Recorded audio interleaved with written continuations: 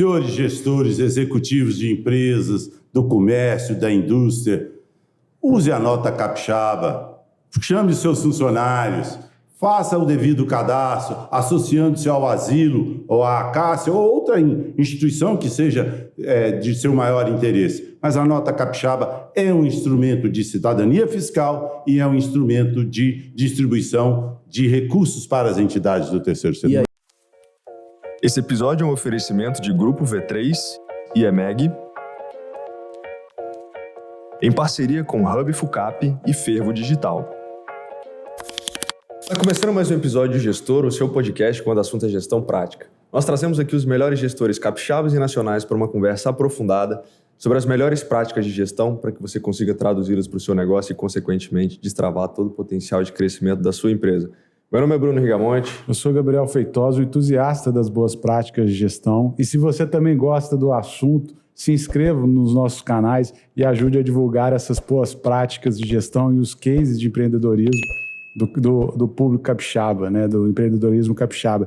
E hoje a gente está recebendo Francisco Gava e Robson Melo, eles que têm uma atuação no terceiro setor, né, enquanto presidente do Conselho da CASSE, do Asilo dos Idosos, e o Gava como diretor-presidente da CASSE e também vice-presidente do Conselho do Asilo dos Idosos. Senhores, muito obrigado por aceitar o nosso convite. Sejam bem-vindos ao Gestor.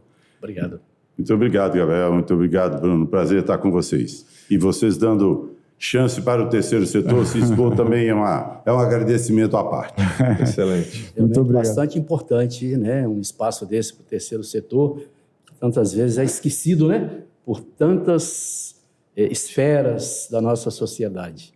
Né? E por isso é fundamental esse espaço para nós. E vamos justamente entrar nesse assunto aqui, o que é o terceiro setor e o que é essas duas entidades, né, a CASSE e o Asilo hoje, qual que é o propósito e a atuação delas? Olha, Gabriel, não querendo ser professor, mas a gente precisa recordar alguma coisa.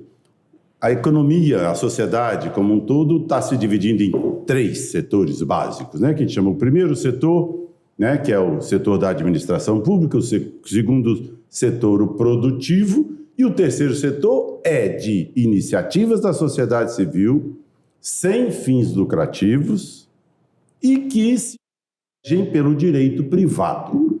Então, associações, institutos, fundações do espectro da assistência social até cultura, passando por meio ambiente, com crianças, com idosos, jovens, esporte, etc., todo este conjunto de entidades formam, então, o terceiro setor, para o que uma sociedade não vive sem ele. Perfeito. E aí, entrando especificamente nos dois, né, nas duas associações, né, me corrija se eu estiver errado, mas fala um pouquinho, Gava, explica um pouquinho para a gente o que é a CASSE, depois eu vou pedir, Robson, para você explicar um pouquinho do Asilo dos Idosos aí, pela ordem. Ok. A CASSE é uma instituição, né, como o Robson colocou, no terceiro setor, que esse ano completa 35 anos de existência. Começou, né, nos primórdios, de maneira bastante incipiente, por iniciativa de algumas mães de crianças aqui de Vitória que faziam tratamento de combate ao câncer infanto-juvenil e viam a dificuldade das famílias na mesma situação e que vinham do interior do estado.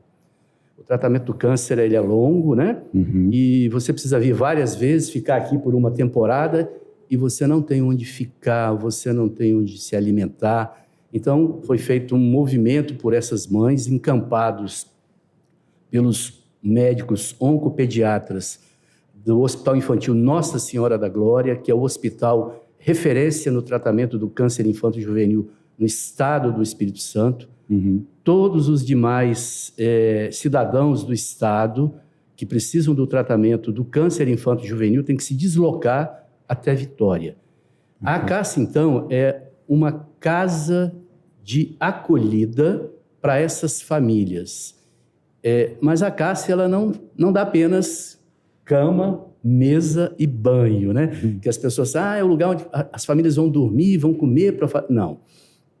Ela tem todo um arcabouço, né, como parte dessa corrente que é necessária para o enfrentamento do câncer infanto-juvenil. A gente, às vezes, quando fala do câncer, lembra do médico, né? Eu preciso do médico. Mas o câncer, ele traz um impacto socioeconômico muito grande nas famílias, especialmente quando é criança, né? Por exemplo, a primeira coisa que acontece é que a mãe tem que largar o emprego. Mais de 90% dos acompanhantes das crianças são as mães. Em algumas vezes, os pais até abandonam a família, né? Infelizmente, é verdade. Então, a CASSE, ela promove esse atendimento dentro desta cadeia de combate ao câncer infanto-juvenil, que começa lá no que a gente chama de diagnóstico precoce. O que é isso, né? O câncer infanto-juvenil, ele não tem como você fazer prevenção, diferentemente de um câncer de adulto. Olha, não fuma não, que você tem uma propensão muito grande, tem um câncer de garganta. Isso não existe. Exceto por retinoblastoma, aquele câncer que você identifica pelo olhinho da criança. Exceto esse, os demais não tem como. Então, ele é percebido pelos sinais e sintomas que são apresentados pela criança. Um roxo, uma dor permanente, queda demais, um emagrecimento. Uma febre prolongada. Isso, muito bem, Robson. E aí a gente tem todo um programa junto ao Instituto Ronald McDonald's, não só com eles, mas para a gente levar conhecimento à área médica, no caso, escolas de medicina, de enfermagem, do setor de saúde, unidades básicas de saúde e, principalmente, para as escolas do ensino fundamental, maternal. Por quê? A gente tem percebido que muitas das crianças que são diagnosticadas com câncer tiveram as primeiras percepções foram na escola. Então, a gente tem todo um trabalho chamado Acassinho Vai à Escola, que a gente agora chama de Acassinho itinerante, né? Para levar o conhecimento às escolas e que eles possam estar ajudando a um diagnóstico precoce. Esse diagnóstico precoce aumenta de 60% para 80% a chance de cura. E, infelizmente, no nosso estado, está em torno de 60%. Esse ano, por exemplo, nós perdemos em torno de 10 crianças, porque, na grande maioria das vezes, houve um diagnóstico tardio, o que prolonga o tratamento, traz mais sofrimento para a criança e para a família e fica mais caro para o Estado. Então, o que a CASSE faz além disso? Ela tem todo um suporte socioeconômico, tem todo um suporte social, psicossocial para as famílias, porque a família toda precisa. Então, nós temos atividades de fisioterapia, nutricionista, e a CASSE faz um papel muito grande, que a gente chama, aprendi com o Robson, né, de advocacy. O que é isso? É ela, enquanto instituição, advogar em prol das políticas públicas. Trabalhar para que a gente tenha políticas públicas e, acima de tudo, sejam colocadas em prática. Então, a CASSE vai muito além de tudo isso. Uma ação de advocacy, me permita completar, Claro. é que hoje o núcleo oncohematológico do Hospital Infantil foi deslocado para instalações melhores no, então, HPM, Hospital da Polícia Militar. Mas antes disso, antes de um advocacy, de uma boa ação da parte da CASSE, da parte também dos médicos do Hospital Infantil e outras pessoas afeitas, isso não estava acontecendo. Então, quer dizer, não basta tão somente dar acolhida, é preciso assumir a causa, porque tem coisa para ser mexida no sistema, né, público para a melhoria. E mais recentemente, estamos trabalhando junto à Comissão de Saúde da Assembleia Legislativa para que a gente tenha no Estado uma lei específica para o câncer infanto-juvenil. Existe para o câncer como um todo, mas o câncer infanto-juvenil ele tem particularidades que precisam ser tratadas. Também já trabalhamos, né, para ajudar o governo do Estado a criar a lei, para atender a uma lei federal de educação especial, que a gente chama de classe hospitalar. É dar à criança, não só com câncer, mas que está hospitalizado, o direito de continuar estudando, para não perder o ano letivo. Então, Eu fico pensando, Carlos, na estrutura da instituição como um todo, né? Além da operação ali de acolhimento, de essa parte de advocacy que você falou também, requer uma frente institucional, né, de acompanhamento, etc., que é uma estrutura robusta, né? Só por curiosidade, quantas pessoas trabalhando, seletistas, né, e voluntários também, na CASSE, por exemplo? Seletistas, nós temos em torno de 44 pessoas. Perfeito. Voluntários, eu não sei te precisar o número aqui, mas, assim, por mais que você tenha voluntários trabalhando numa instituição do terceiro setor, ela precisa ter empregado próprio. Porque o voluntário, por mais que ele queira doar o seu trabalho, ele tem alguns compromissos ainda, né? Então, assim, são 44 funcionários, empregados próprios. Eu costumo dizer que não tem funcionário, não é funcionário público, é empregado, é seletista, né? Uhum. Então, assim, nós temos tudo isso, mas temos parcerias também. No caso da educação especial, um grande parceiro nosso é a ArcelorMittal, que há mais de 15 anos vem trabalhando conosco, né, financiando um projeto de classe hospitalar, mesmo antes de ter a regulamentação em nível estadual. Uhum. Né? Então, é isso que nos ajuda. Temos também outras grandes parcerias. Eu imagino que todo tipo de movimentação, principalmente no que tange a questões voluntárias, demanda, obviamente, uma capacidade de organização e principalmente de convencimento, né? Só para a gente colocar, talvez, um pouco ali na mesma página, se você puder trazer um pouco do contexto do asilo dos idosos, Robson. Como é que foi essa história, né? A criação, a estruturação do negócio como um todo, porque hoje vocês acabam se dividindo, mas vocês têm muitas pessoas que contribuem, obviamente, para a construção dessas duas instituições. Mas só para a gente trazer um pouco desse contexto também do asilo dos idosos. Sem dúvida, Bruno. E a história do asilo ainda é mais longa. O asilo, hoje, é uma instituição quase centenária. Ela é de 1940, 83 anos, acolhendo, atendendo com muito carinho pessoas que, por sua vulnerabilidade social, econômica, às vezes familiar, né, porque já ficou mais idoso. Infelizmente, gente, a gente tem que citar isso, né? Existem famílias que ainda abandonam, né, os seus pais, seus avós. Então, isso é uma coisa muito, muito chata. Então, nasce lá, em 1940, e eu vou empurrar rapidamente esse tempo, Bruno, para dizer que há uma questão de 3, 4 anos, um grupo que nós hoje chamamos de confraria dos amigos do asilo dos idosos de Vitória, se aproximaram do asilo no sentido de ajudá-lo em todos os sentidos. E um ponto muito que saltou é a necessidade de mais governança, de melhor governança, uma necessidade de uma gestão com mais técnica e profissionalização. Né? Então, o que o Gava fala, que o voluntário, ele sabe muita coisa, ele tem muita coisa. Nós dois, por exemplo, somos voluntários. Né? Nós somos gestores nessas entidades sem qualquer remuneração. Mas há uma peculiaridade, que é não remunerar, mas compromisso é a mesma coisa. Né? Há um horário de trabalho, há uma política interna que precisa ser vista. É preciso perceber que cada um de nós faz um pouco das relações institucionais. Quando voluntário, eu digo, eu sou voluntário do Asilo dos Idosos, eu estou carregando uma marca. Essa marca Asilo dos Idosos de Vitória é extremamente forte. Então, esse grupo chegou e, fazendo várias avaliações,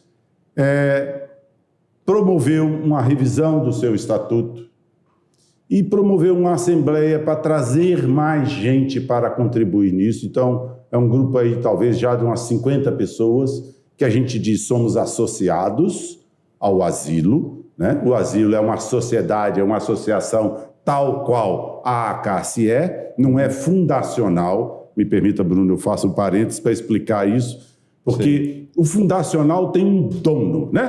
Tem um investidor, quase que ou uma família resolveu investir, e as decisões, nesse caso, são um tanto mais fáceis. Mas quando é uma associação tal qual a ACACE, tal qual o asilo, buscar essa governança é um pouco mais desafiante, né? Então, por isso, todo esse trabalho de ter hoje um conselho de administração operante que já está promovendo uma outra revisão no estatuto para que a diretoria executiva surja dentro desse novo desenho estatutário. E, com isso, a partir do final desse ano passado, trouxemos uma gestão muito mais profissionalizada, terceirizada, que é a EMEG, né, que vem hoje fazendo um trabalho muito legal, que no escopo da EMEG é de uma gestão interina. Né? Essa gestão interina está nos ajudando demais nos processos, né, de sistematizá-los, colocá-los digitalizados. Para nós é uma dificuldade, quando ainda nos hábitos antigos, né, a gente não tem a velocidade e a capacidade de resposta, porque a história ainda precisa ser recuperada, ou um determinado arquivo, um determinado documento importante.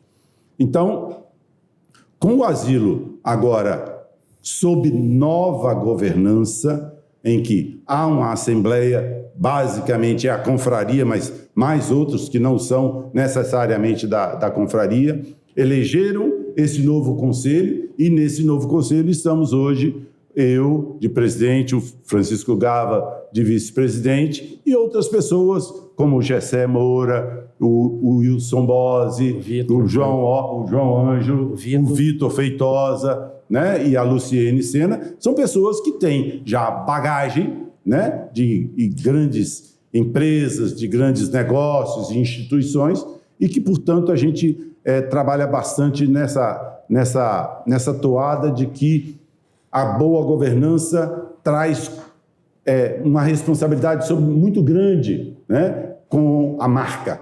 Asilo dos Idosos tem uma marca forte, precisa ser bem comunicada e precisa dar conta, prestar conta, para que a gente possa cada vez mais mobilizar. Gabo, você me permite, entrando um pouquinho nessa questão da governança, é impressionante porque você foi contextualizando, inclusive, uma estrutura de governança que, às vezes, até as próprias empresas, né, padecem de uma estrutura tão robusta, né, quanto a que vocês colocaram e vem fazendo esse processo de transformação.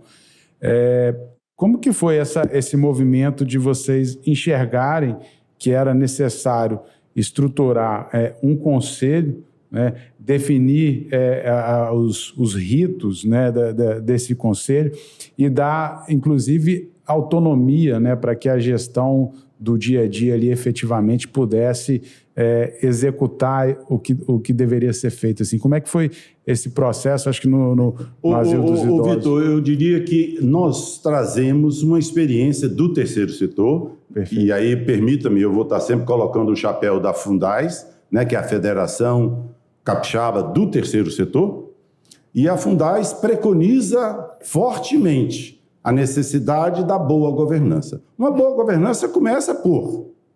Como é que está seu estatuto? Você visitou ele o ano passado?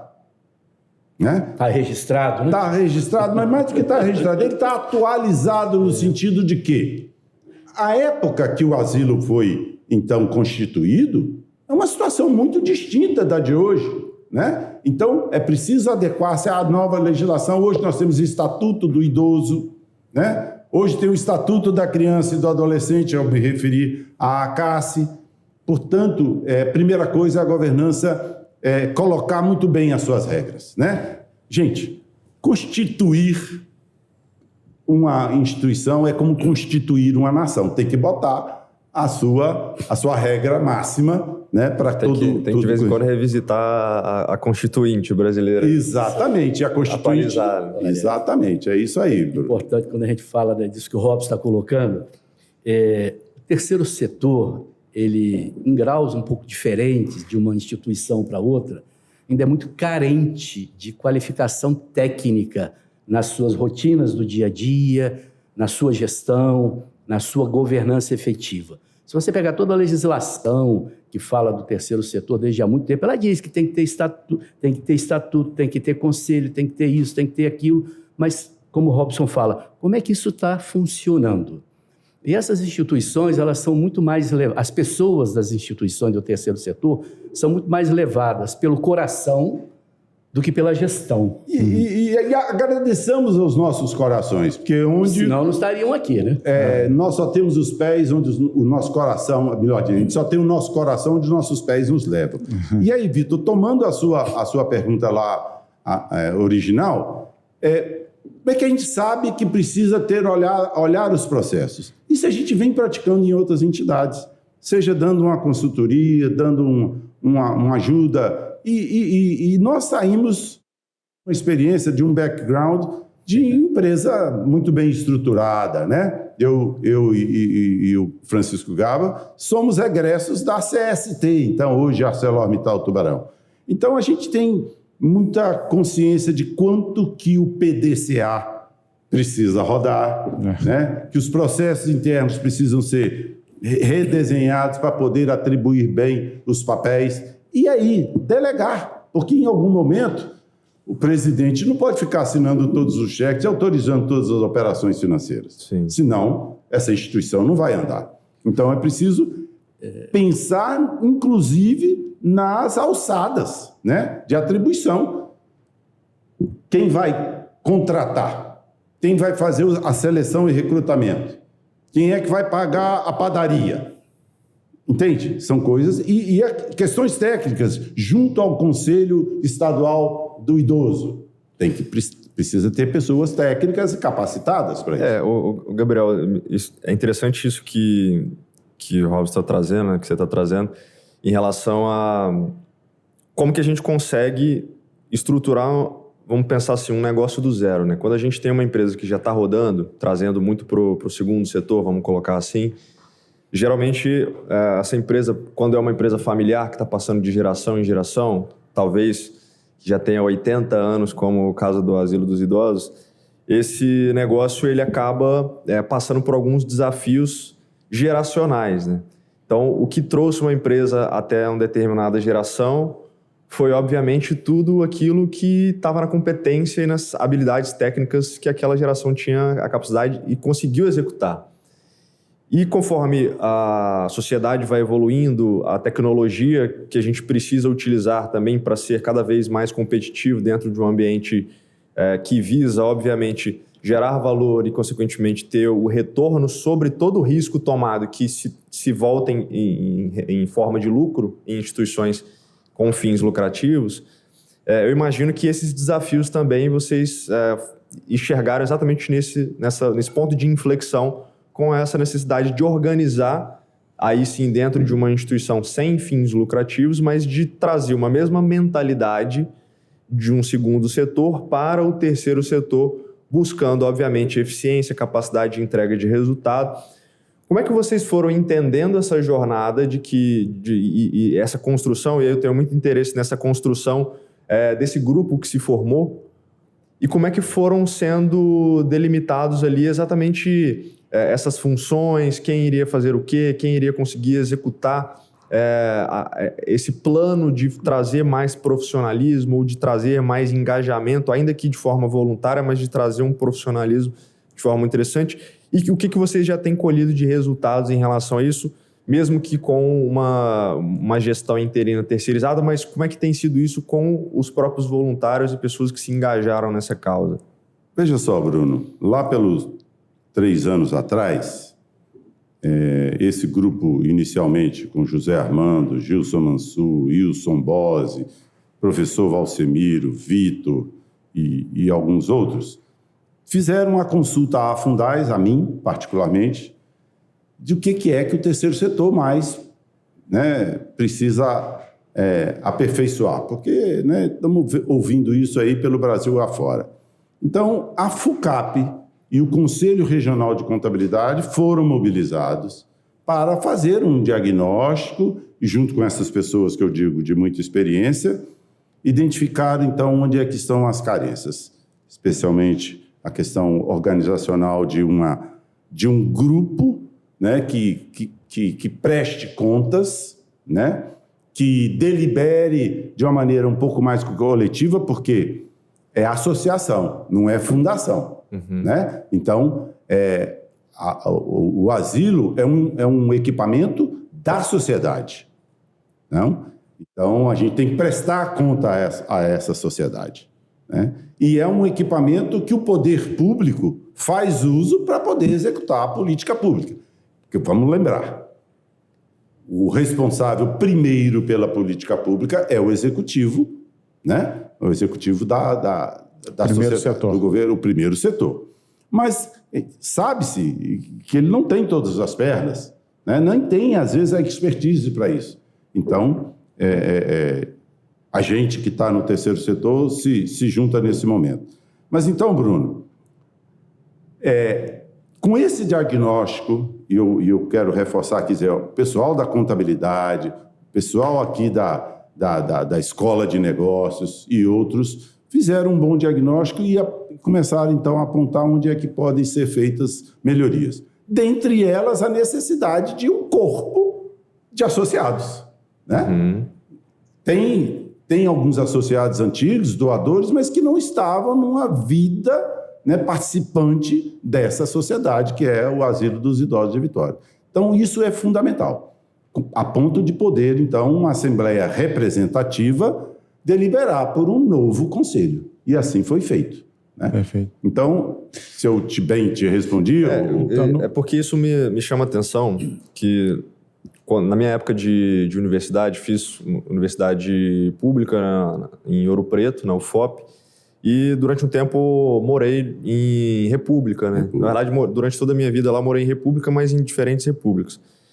E é notável quando você enxerga repúblicas que têm uma longevidade muito grande, tiveram a capacidade exatamente de ter esses associados, vamos colocar entre aspas aqui, mas as pessoas que moraram ali, né, os republicanos ali que moraram na república, e que tiveram a capacidade de trazer a cada ano pessoas engajadas com aquele propósito de ter uma confraria, de ter uma organização muito forte que pensasse exatamente nessa longevidade. Assim como eu e Gabriel participamos do Instituto Líderes do Amanhã, da mesma forma, a gente sempre diz que o Instituto é feito de associado para associado. E a cada ano, ontem mesmo, a gente estava numa reunião que a gente está passando agora por um processo seletivo da nova turma que vai entrar no ciclo de formação. A gente tem um cuidado muito grande nessa seleção desses associados por entender que o futuro e a perenidade do Instituto depende da qualidade dos associados. Como é que tem sido, né, esse trabalho de não só formar um conjunto inicial de associados, mas esse trabalho contínuo de mantê-los engajados e de trazer, eventualmente, cada vez mais novos associados que tenham também esses pré-requisitos. Indicações de dentro da confraria. Surgem novas indicações. E surge, né? Eu gosto de citar alguns nomes. Professor Valsemiro, professora Maria Goretti, que são aqui da FUCAP, são confrades, né? Gente da construção civil, né? Muitos egressos da então CST, porque nós somos um grupo muito conhecido entre nós, né? Egressos da CST. Então, basicamente assim, mas é convite de dentro, que vai, quem faz o convite, sabe quem é que está trazendo e é submetido, sim, a uma apreciação do Conselho. Mas é um desafio, né? Você está trazendo pessoas para a continuidade deste processo. Não é muito simples, né? Que bom que a gente tem indicações muito boas das pessoas que o Robson comentou aqui. E o asilo, nesse aspecto, ele tem uma vantagem muito grande em relação a várias outras instituições que não conseguem ter um grupo de pessoas desse naipe, né, para poder estar buscando gente, trazendo gente. A gente aqui está falando de duas instituições um pouco maiores, mas nós temos instituições aí do terceiro setor que são muito pequenas, que mal conseguem ter 2, 3 empregados trabalhando, que não conseguem implementar uma estrutura de gestão e de governança tão grande. É claro que tanto a CACE quanto o Asilo já têm já são robustos o suficiente para ter essa necessidade, né? Mas a gente esbarra muito nessa questão de qualificação de pessoas para estar atuando no terceiro setor. A legislação ela é muito boa e cruel ao mesmo tempo, porque ela fala assim, você não pode ser remunerado como membro do Conselho Fiscal, membro do Conselho de Administração, como diretoria, você tem que ser voluntário. E, às vezes, você nem sempre encontra, dentro dos associados, voluntários capacitados para isso, por mais que você tenha um grupo de pessoas te ajudando, com indicações. E, às vezes, até mesmo com disponibilidade para estar atuando executivamente, disponibilidade de tempo. A gente convidou um amigo da gente, ex-colega, para nos ajudar na CASSE, como diretor administrativo financeiro. Uma semana depois que eu convidei, uma outra instituição o levou para fora do estado. Por quê? Infelizmente... Então, no terceiro setor também eles roubam talentos. Isso, infelizmente, ainda não é assim muito abundante no terceiro setor a mão de obra qualificada e disponível para atuar. Perfeito. Você vai ver que, por exemplo, nós estamos na CASSE e estamos no asilo. Por quê? Porque a gente quer ocupar todos os espaços? Não, é porque há carência. A carência é muito grande, né? Então, quando você olha a questão da estrutura, para poder dar transparência, né? O Robson falou muito, e assim, a gente precisa ser muito transparente, a gente lida com o dinheiro das pessoas. E a transparência na governança, ela é tudo, né? E a gente precisa estruturar... É um dos pilares da boa governança corporativa, a transparência. E trazer essa visão de governança, de transparência, etc., para dentro desse setor é difícil, a gente sofre muito, né? Porque as pessoas mas vocês estão achando que isso aqui é uma empresa? Isso aqui não é uma empresa, mas eu falo assim... Tem que ser gerida como tal. Ela tem RH, ela tem financeiro, ela tem suprimento, ela tem isso. Então, é uma empresa, mas as pessoas não se veem assim. Você me permite, claro. Robson, sobre a questão da associação, duas perguntas que eu queria fazer para vocês. Então, no fim, existe ali uma assembleia que é soberana nas duas entidades, né? Correto? Que são os associados que vocês mencionaram. A outra coisa que eu queria entender de vocês é o seguinte: você citou, Gava, que existem diversos tipos, né, de instituições, né, do terceiro setor, e o Asilo dos Idosos e a Caixa são duas instituições que são diversas, muito bem conhecidas, né? Mesmo assim, tem os desafios de captação de recursos, de financiamento, né? Quando a gente vai para essa, vamos dizer assim, para esse desafio, né, da gestão financeira, né, das associações, como que é a realidade no dia a dia? Como que vocês trabalham a capitalização e a arrecadação para que a associação possa rodar, né, gerir operacionalmente, e quais iniciativas que eventualmente acontecem para eventuais arrecadações externas?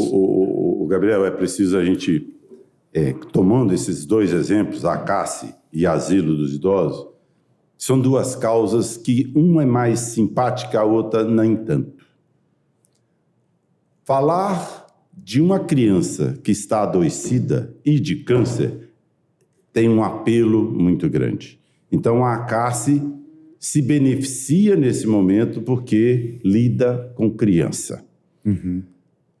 Na outra ponta dos idosos, a causa do idoso não é ainda suficientemente assumida como se fala com criança. E os dados atuais, né? O Gava até me lembrava há pouco, está dizendo que nossa população está envelhecendo e vai viver mais. Envelhecendo porque está vivendo mais. E precisa viver com dignidade. Imagina aquele que não tem condições sociais, econômicas, familiares de ter vida digna no fim da sua vida, no fim.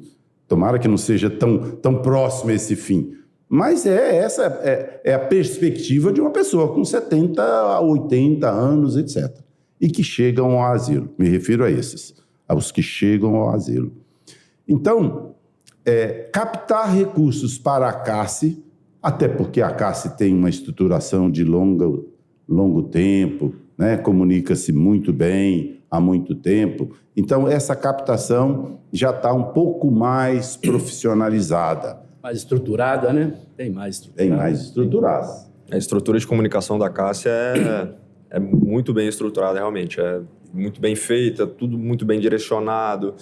Você entra no site, tem botões específicos para doação, a comunicação, até mesmo da identidade visual já está muito no imaginário da sociedade capixaba, né, vivendo aqui. Eu, como mineiro vivendo aqui, eu particularmente já conheço bastante. Né? Então... André, olha só, veja só. A captação de recursos, ela não pode estar focada numa única fonte de recursos. A gente precisa ter um plano de captação de recursos, por exemplo, né, quando a gente fala de Acácia, quando o Robson fala que ela está mais estruturada, porque ela começou mais cedo a se estruturar a esse respeito. A gente está na E Acácia... decorre de uma evolução da sociedade já. Comparado a 1940 para 1980 e poucos, há uma diferença de approaches. Diferente, né? Começou diferente. Sem dúvida. E aí a gente precisa ter um plano de captação de recursos que tem que buscar diversificação de fontes de recursos. Hoje na Acácia a gente tem uma boa diversificação e a gente fala lá o seguinte, a gente precisa dar sustentabilidade financeira para a instituição.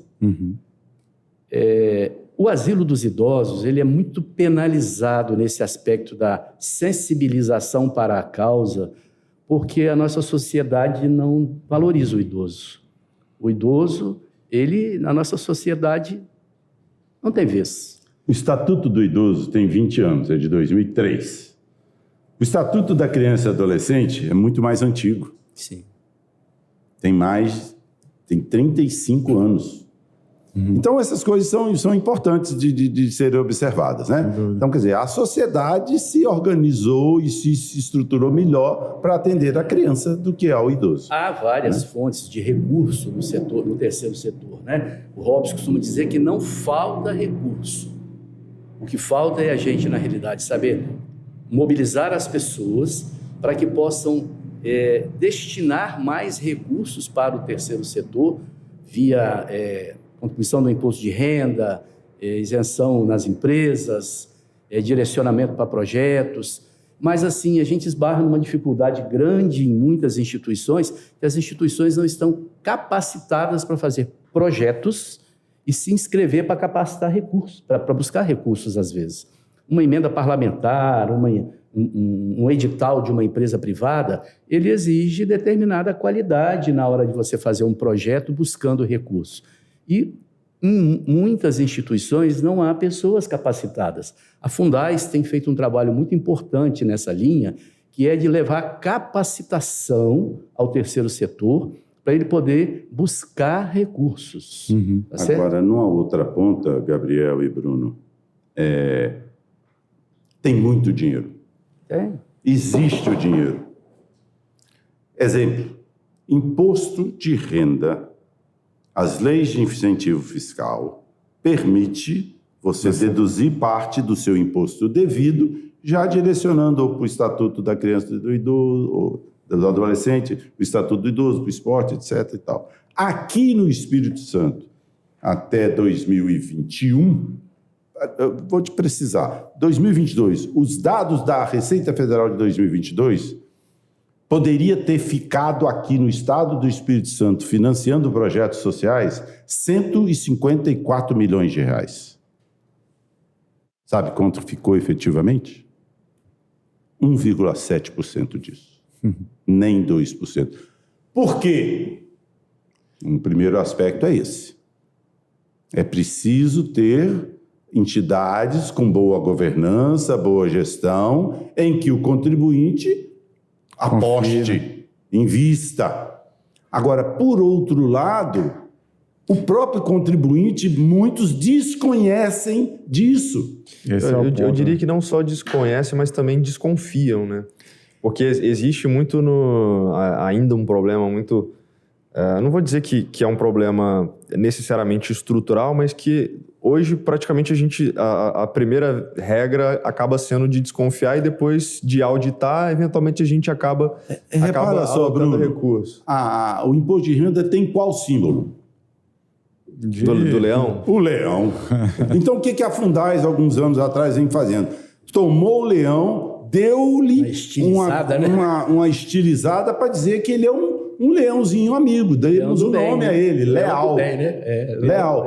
Para exatamente sensibilizar isso. O contribuinte, e aí, classe contabilista, e eu estou aqui dentro de uma escola de negócios e que tem o curso de contabilidade, precisa sensibilizar mais os seus contadores, contabilistas, porque precisa desmistificar essa de que vai cair na malha fina se eu disser que eu ganho isso. Vai, gente.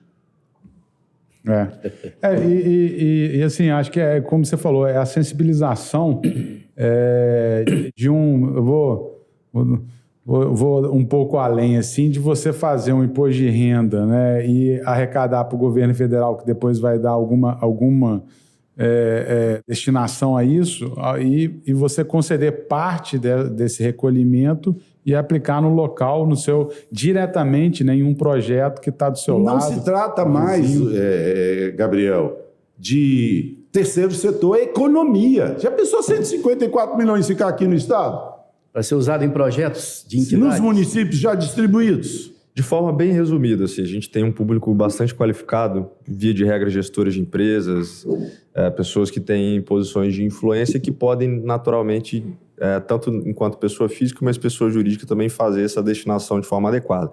Como é que é possível fazer isso hoje, por exemplo, para dar essa destinação para projetos que sejam, obviamente, confiáveis e que tragam esse benefício claro? A sua pergunta traz uma terceira ponta, que é a ponta do poder público. Uhum.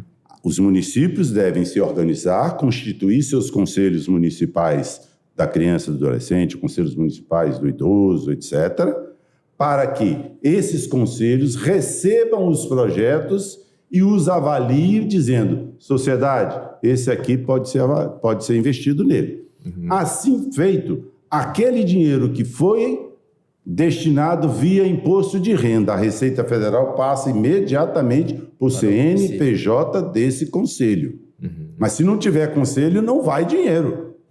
Né? Então é preciso, de novo, né, Gabriel? Governança. E, Gabriel, não vai executar se não tiver quem certifique-se disso tudo. Então, isso posto, uma empresa, um cidadão, vai dizer, olha, eu conheço aquele projeto, gostaria que aquele projeto fosse beneficiado. E o meu imposto de renda que eu antecipei, eu gostaria que fosse para lá. Vai apresentar isso à entidade, que vai apresentar ao Conselho Municipal, e isso é perfeitamente possível. A questão do imposto de renda é uma das fontes, né? Há outras. Por exemplo, aqui no Estado, e eu gosto muito de falar disso, né? Eu defendo muito, tem um projeto maravilhoso, que é a nota premiada capixaba. Isso. Vocês conhecem? Uhum. Pois é. A nota premiada capixaba, ela foi criada, me lembro, né? Que a gente, enquanto a Cássia, teve conversando com o secretário da Fazenda. Fomos a assembleias. Assembleia, eu acho que fomos ao Tribunal de Contas também, se não me engano, né?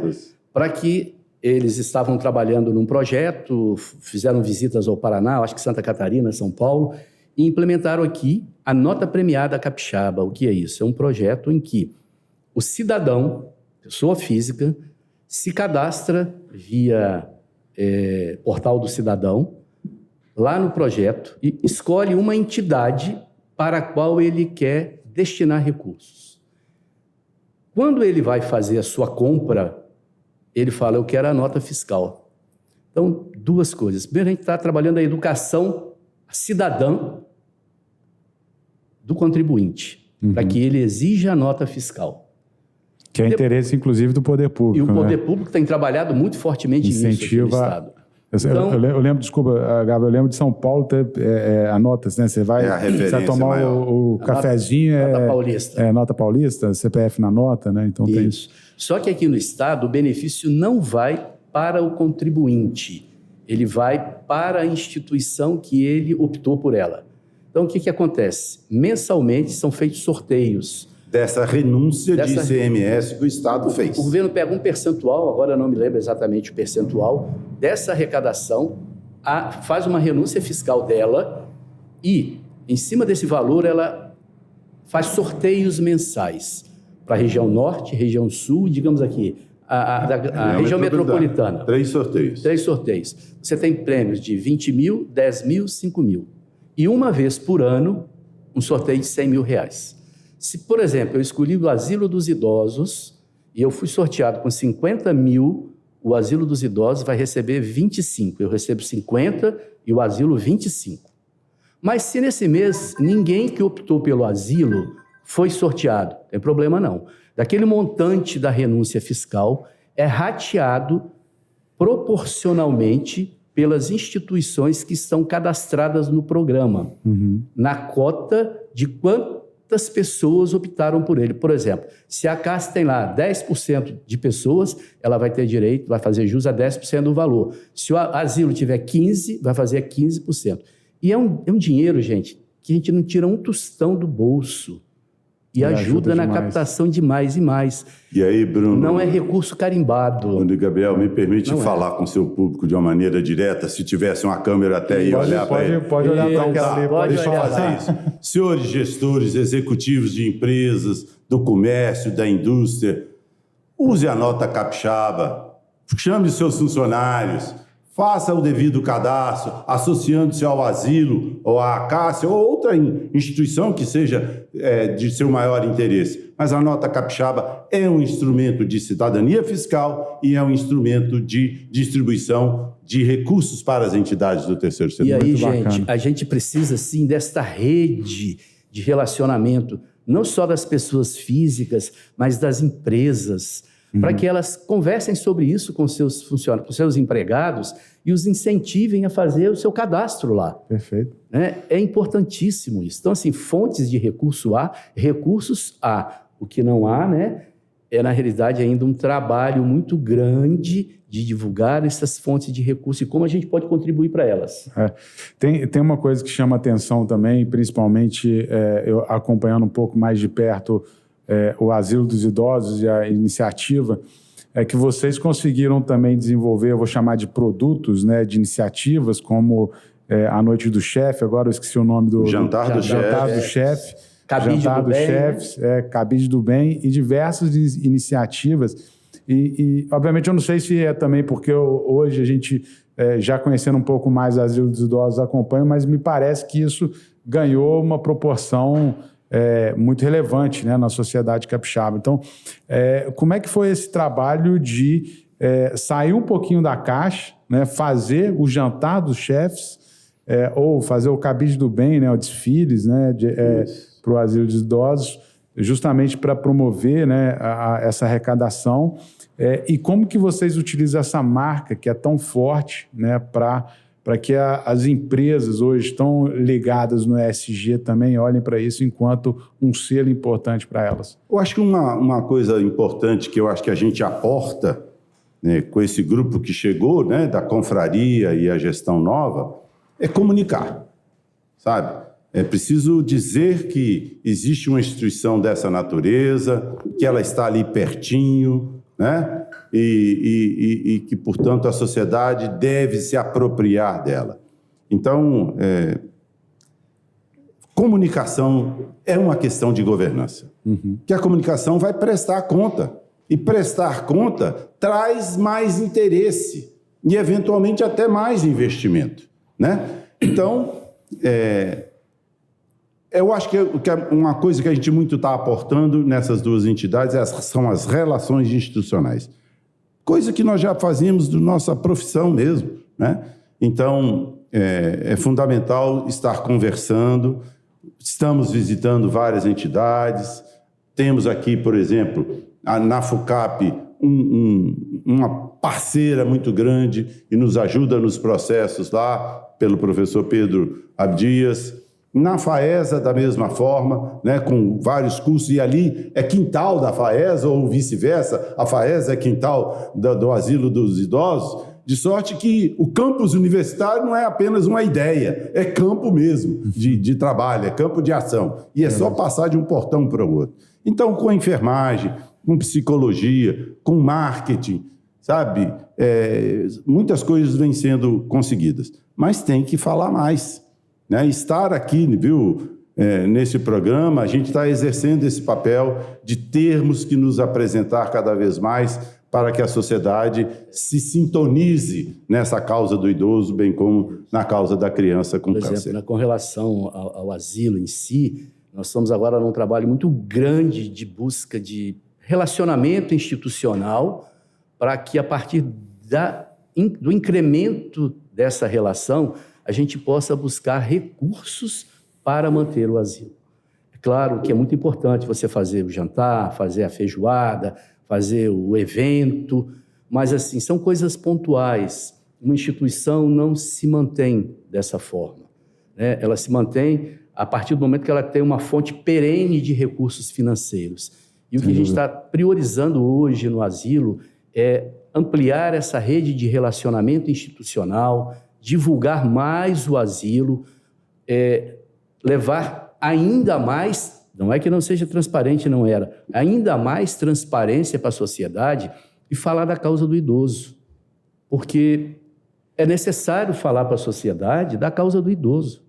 O Robson falou muito bem no início. A criança com câncer, por si só, ela motiva.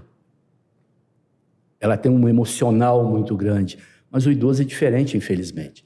Então, nossa prioridade hoje lá no asilo dos idosos é aprimorar a nossa comunicação, é aprimorar as nossas relações institucionais, para, a partir daí, a gente buscar a ampliação de recursos financeiros permanentes e não pontuais. E me permite, Bruno, mais um pouquinho, Gabriel, quando a gente fala de apoiar o institucional, claro, o asilo precisa de fraldas descartáveis para os idosos, precisa de luvas para o trabalho dos enfermeiros e dos cuidadores, precisa de alimento, precisa de carne, tudo isso. Mas existe uma instituição que tem uma folha de pagamento, que tem luz e água para pagar. Que tem tributos, né, para pagar. Que tem tributos para pagar. Então, esse apoio institucional, como o Gaba está chamando a atenção, a gente precisa de recursos que cheguem com a devida regularidade. Gente, vocês são gestores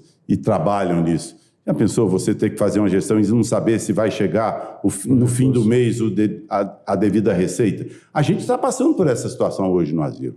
Em torno de 1/3, olha o que eu estou falando, em torno de 1/3 do orçamento mensal do asilo tem que ser cavado todo mês, no momento. Espero que em 2024 não seja assim. Por que espero isso? Porque nós queremos que empresas, e aí eu me dirijo de novo ao seu público, para dizer que empresas podem ser mantenedoras regulares do asilo dos idosos, assegurando uma entrada de receita para essa instituição que precisa cumprir o seu papel e não está fazendo lá por gosto de A ou de B.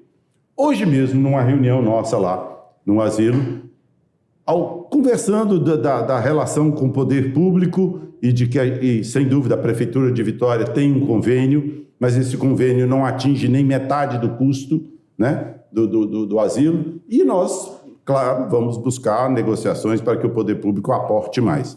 E aí, qual é a contrapartida que nós, asilo dos idosos, vamos apresentar? Olha, a contrapartida do asilo dos idosos é a existência dessa instituição. Imagine que Vitória não tivesse o asilo dos idosos de Vitória.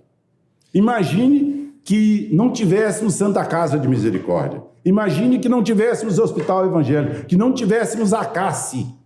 Que sociedade de Vitória, de Capixaba, seria essa para atender a essas políticas públicas? Então... O Hospital Santa Rita, né? Um Hospital Santa Rita. Então, veja só, é fundamental reconhecer que as instituições já dão a contrapartida. Não tem que aparecer nova contrapartida. Olha o predial daquele asilo dos idosos. Imagine quanto que a indústria imobiliária não está de olho naquilo lá.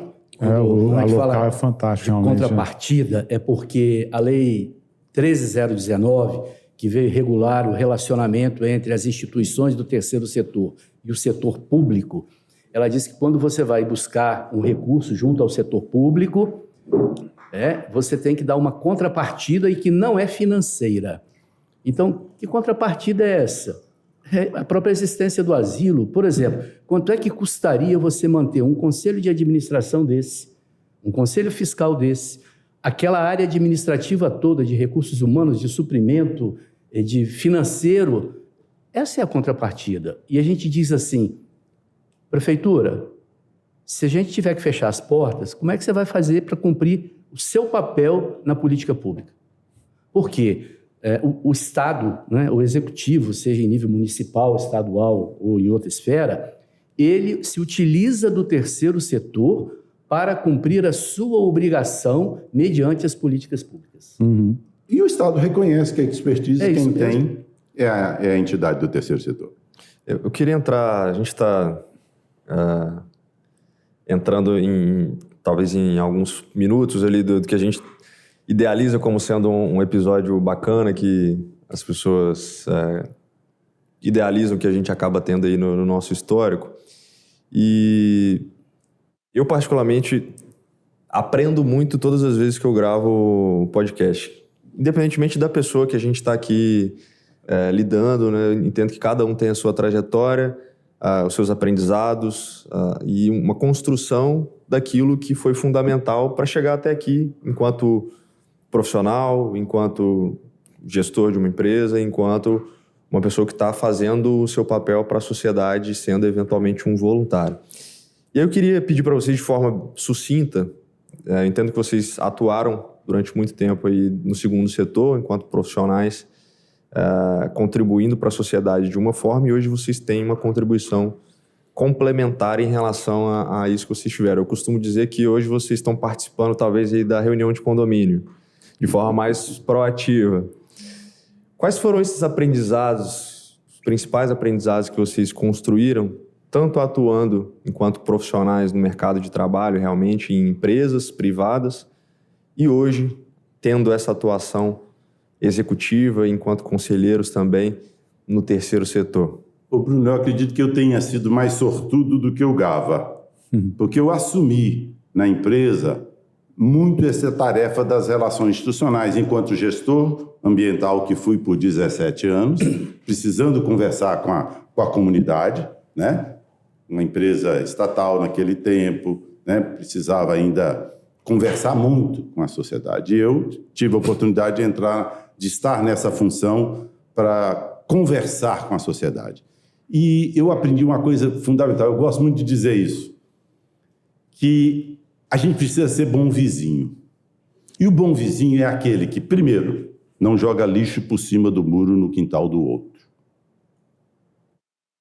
Para as indústrias, a indústria da construção civil tem que ter essa atenção. Um outro ponto da política da boa vizinhança é aquela que diz: puxa vida, eu estava aqui batendo um bolo e me faltou meia dúzia de ovos, eu vou ali no vizinho, ele vai me emprestar essa meia dúzia de ovos e eu vou concluir o bolo e depois eu pago a ele a meia dúzia de ovos. Então há uma troca de recursos entre vizinhos, essa possibilidade. E tem uma terceira que eu gosto demais de dizer: os bons vizinhos são aqueles que puxam a cadeira para frente de casa, da calçada, né? Quando a gente tinha muitas casas, então melhor. E vai conversar, e vai trocar ideia, atualizar como é que estão as coisas. Então, entidades do terceiro setor e do segundo setor em particular têm esse campo enorme de conversa de bons vizinhos, né? E o ESG, Gabriel, que você traz, pressupõe isso. Não bastam os resultados econômicos e financeiros. Gerador de emprego, gerador de arrecadação de impostos, é preciso aceitação, é preciso que a comunidade do entorno e ou os seus clientes advoguem por você também, porque vai ter momentos de vale, vai ter momentos de vaca fria. Vaca magra, melhor dizendo, né? Fria já está mais do que magra. Então, nesse momento é preciso você ter um público que compreende você e que está vendo que você está tendo esforço. Então, a comunicação, as relações institucionais é o que eu acho que eu mais aprendi a partir de estar nesse papel de relações institucionais e hoje podendo praticá-lo mesmo, graças a Deus, nas entidades do terceiro setor. O Robson tem razão, eu não tive essa sorte toda, né? A minha trajetória na empresa é por um outro caminho, eu vim de área de suprimentos, depois passei por aquela antiga área de OIM, né, que não existe, mas a função existe, né? Ele se faz até hoje, desenho de processo, revisão, otimização. Depois fui para a área de auditoria interna, gestão de risco, controles internos, governança. E lá eu fui aprendendo o seguinte, né, que a gente não consegue fazer as coisas numa instituição sem a colaboração e o reconhecimento daqueles que estão conosco. Vindo aqui para o terceiro setor, eu nunca tive essa pegada de terceiro setor, de instituições.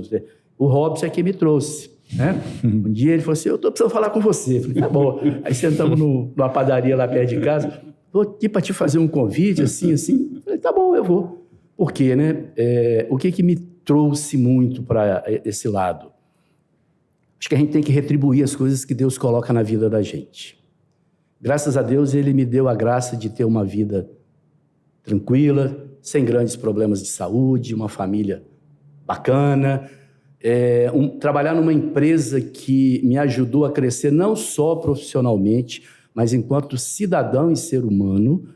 Esse foi o grande legado que a privatização deixou na CST e que foi passada depois, quando ela foi comprada por Arcelor, por Vital, de que a gente também tem que retribuir um pouco daquilo que a gente aprendeu lá para a sociedade. Esses dias eu estava participando de uma pesquisa, respondendo a uma pesquisa aí de uma auditoria de ESG, de uma instituição internacional lá para certificação da ArcelorMittal, foram lá na casa, perguntaram, e falaram assim, tem uma coisa que vocês não perguntaram, e eu sugiro vocês colocarem na auditoria de vocês. O que é que a empresa onde você trabalha ou trabalhou fez para que você pudesse sair de lá consciente como cidadão, que você tem um papel a desempenhar na sociedade? A empresa que eu trabalhei fez isso, muito bem. Então, assim, juntou o convite do Robson, isso que a gente aprendeu lá dentro. Se a gente hoje for andar nas entidades do terceiro setor, você vai ver isso com clareza. As empresas que estimularam esta participação e as que não estimularam. O resto é só vocês andarem nessas instituições que vocês vão perceber. Então, é isso. Também de reconhecer que eu tenho um papel na sociedade. Não adianta ficar tudo comigo. O conhecimento que a gente adquire, a gente precisa passar para as pessoas. Então, eu tenho atuação na Igreja Católica, eu tenho atuação na Associação de Moradores lá no meu bairro, mas ela não tem fins políticos. Muito pelo contrário, quando a gente ajudou a fazer o estatuto, a gente blindou e falou, você se candidatou, tem que sair. Não pode fazer daquilo ali um cabide para virar prefeito, depois deputado e fazer carreira política. Então, assim, é esse sentimento de que você precisa contribuir com a sociedade e retribuir aquelas coisas boas que Deus colocou na sua vida. Boa. Isso que você está comentando resume bem o que é talvez a jornada do herói, e quando a gente avança um pouco mais no ciclo, você tem ali a retribuição das bênçãos, né? Então acho que isso é muito importante de ter essa clareza e essa convicção de que é possível sim, a partir dessa gratidão, desse reconhecimento de tudo que foi bom ao longo da sua trajetória, conseguir utilizar do seu tempo, energia e recursos para retribuir essas bênçãos. Dá trabalho? Dá. Dá aborrecimento, Robson? Dá. O pessoal fala, vocês estão detonando com a instituição. A gente ouve isso muito, né? Mas os resultados mostram no caminho contrário, graças a Deus. Então, é isso. Eu agradeço aí o Robson ter me feito esse convite. E a gente vai... Meu filho fala assim, pai, arruma uma coisa chata de cada vez. Olha, senhores, nós que agradecemos, Gava, Robson. Acho que enquanto cidadão, capixaba, agradecer esse voluntariado que vocês fazem, esse trabalho voluntário, e a dedicação, né, de realmente trabalhar em prol de causas que, no fim do dia, impactam a vida de todos nós, assim. Para além dessa questão do voluntário, é o aprendizado que a gente tenta e busca levar aqui, né, com esse podcast, que no fim do dia, qualquer entidade precisa de gestão, qualquer entidade, empresa precisa de governança e qualquer entidade precisa de líderes, né, que inspirem, que realmente motivem todo um conjunto de associados, de pessoas em prol do mesmo objetivo, né? Então, obrigado por terem aceitado o nosso convite, por terem compartilhado tanto aqui com a gente. Ô Gabriel, como disse no início, que bom que o gestor está enxergando também esse setor da economia e da sociedade brasileira, que é o terceiro setor. Ele precisa aparecer mais, precisa dizer para que veio, precisa prestar conta, sabe? E olha, para o lado de quem está nele, e ao jeito mineiro, é uma boa cachaça, viu? Bom, sem mais, a gente conclui de forma bem relevante aqui para o nosso podcast, né? Agradecer novamente a participação de vocês. Se você chegou até aqui, gostou desse conteúdo, quiser consumir todos os próximos, se inscreva no nosso canal, compartilhe esse conteúdo também certamente vai impactar a vida de muitas pessoas. A gente vai ficando por aqui. Valeu, um abraço e até a próxima.